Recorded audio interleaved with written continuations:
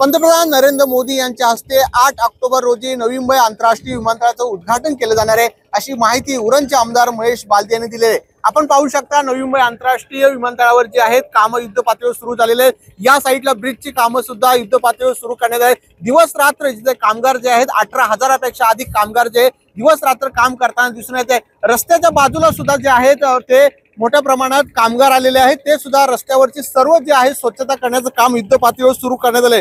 नागरी विमान वाहतूक महासंचालनाने DGCA विमानतळाला जो परवाना दिलेला आहे, कडक सुरक्षा निकष सर्व नियमायक आवश्यकता पूर्ण केल्यानंतर हा परवाना मंजूर करण्यात आलेला आहे। त्यामुळे 1200 हेक्टर जे आहे नवी मुंबई आंतरराष्ट्रीय विमानतळ असणार आहे, त्यामुळे सुरक्षा दृष्टीने जे आहे ते संपूर्ण खबरदारी घेतली जात आहे। काल सुद्धा गौतम अदानी जे आहेत समूहाचे यांनी सुद्धा जे आहे सुरक्षा दृष्टीने नवी मुंबई आंतरराष्ट्रीय विमानतळाचा आढावा बैठक घेतली। त्यामुळे सुरक्षा दृष्टीने पंतप्रधान नरेंद्र मोदींसाठी हा जो दौरा खूप महत्त्वाचा मानला जातो, कारण निवडणुका येण्याच्या अगोदर हे उद्घाटन केले जाते। मात्र नवी मुंबई आंतरराष्ट्रीय विमानतळाला दिबा पाटलांचं नाव असणार की अन्य कुणात असणार या संदर्भामध्ये अजून चर्चा सुरू आहेत।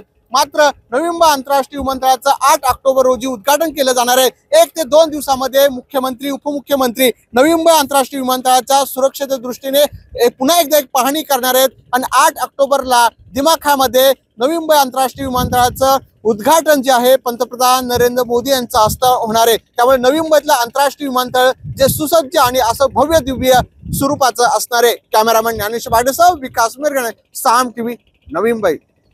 आता isakal.com आहे देशातील नंबर 1 ची मराठी न्यूज वेबसाईट। प्रत्येक अपडेटसाठी isakal.com ला नक्की भेट द्या।